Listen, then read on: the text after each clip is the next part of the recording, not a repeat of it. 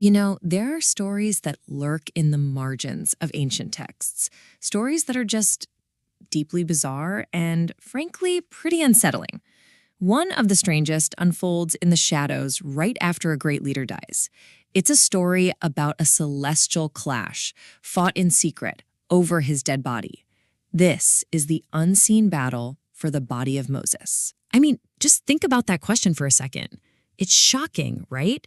Moses, the man who led an entire nation out of slavery, the great lawgiver, he dies. And the very next thing that happens is this fierce, otherworldly fight over his corpse. Why? What could possibly make his physical remains so incredibly valuable? And look, this isn't some modern fan fiction or a made-up legend. The entire bizarre event is referenced in one single cryptic line of scripture, Jude, verse 9. It tells of the archangel Michael confronting the devil himself in a dispute over Moses' body. To even begin to understand why this battle happened, we've got to go back and look at the prophet's final tragic days. Okay, so to get a handle on this spiritual battle, we first have to understand the man at the center of it, Moses. After a whole lifetime of incredible leadership, right on the very brink of finishing his mission, he makes a mistake, a huge one. And it's that error that sets the stage for the darkness to come. All right, so here's the sequence of events, and it's absolutely crucial. God gives a simple, clear command, speak to the rock, and it will produce water. Simple enough. But Moses is exhausted, he's frustrated, he's angry with the people, and instead of speaking, he strikes the rock twice. And he says, "Must we bring you water?" And right there, he makes two fatal mistakes. He flat out disobeys a direct order, and with that one word, we, he takes God's divine power and credit for himself.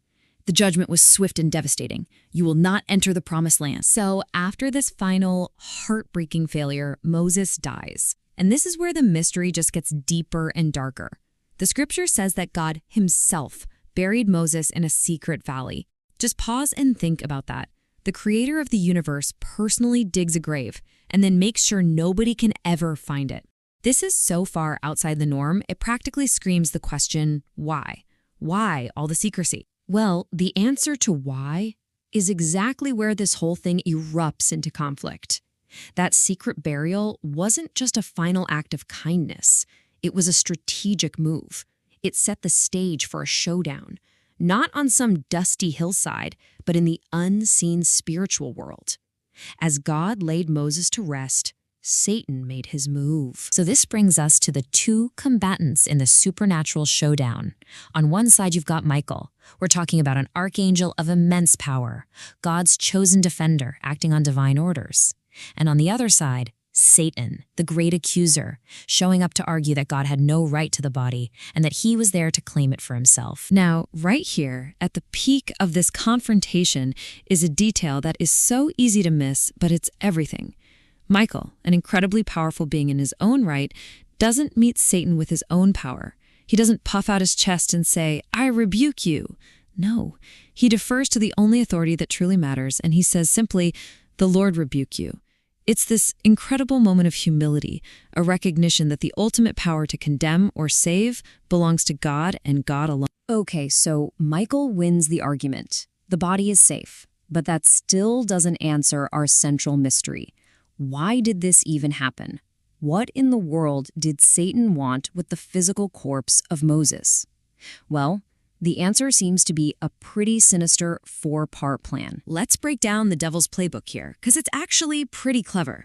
Scholars have kicked around four main theories. First, maybe he wanted to stop a future resurrection of Moses. Second, and this is the one a lot of people think is the most likely, he wanted to turn Moses' grave into a shrine, to make his body an idol for Israel to worship instead of God.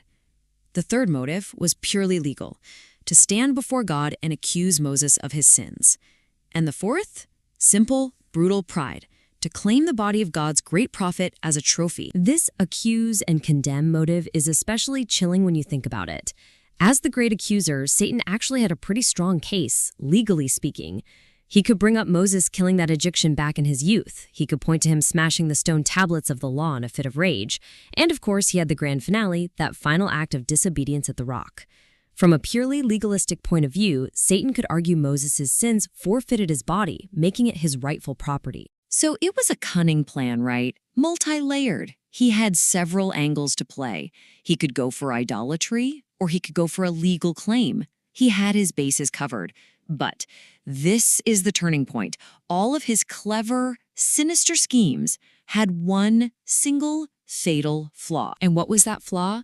It was simple, really. Satan completely and fatally underestimated the wisdom and the power of God. You see, he was playing a game of checkers, but God was playing a game of cosmic three-dimensional chess, and he was about 1,000 moves ahead. God's unseen plan was always going to trump any of Satan's schemes. And this right here really puts it all into perspective. You can see Satan's cunning, his schemes. And yeah, they're formidable. But then you see God's wisdom, and it just dwarfs it completely. Every move Satan planned was already anticipated. By burying Moses secretly, God completely dismantled the plot to create an idol before it even started. By sending Michael, he shut down the legal accusation. It's simple. God's ultimate purpose cannot be stopped. So, what are we supposed to take away from this dark, strange, ancient story? Well, it's a huge warning against idolatry, about the danger of putting any person or anything in God's place. It's also an incredible picture of grace. It shows that God's grace is bigger than our biggest failures, even the failures of a giant like Moses. And ultimately, it just drills home the point that true worship is always focused on the Creator, never on the created. So in the end, when you strip it all away, this was never really just a gruesome fight over a dead body. It was a testament to God's foresight, to his enduring protection. He wasn't just guarding the physical remains of one man.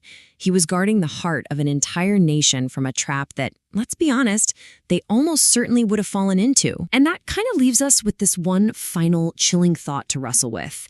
If a battle this intense, this celestial, was fought in secret to protect the legacy of just one man, it really makes you wonder, doesn't it? What unseen battles, what quiet accusations and subtle temptations are being fought over us, defining our own faith every single day? And when we face them, will we have the wisdom that Michael did to rely on a power far greater than our own?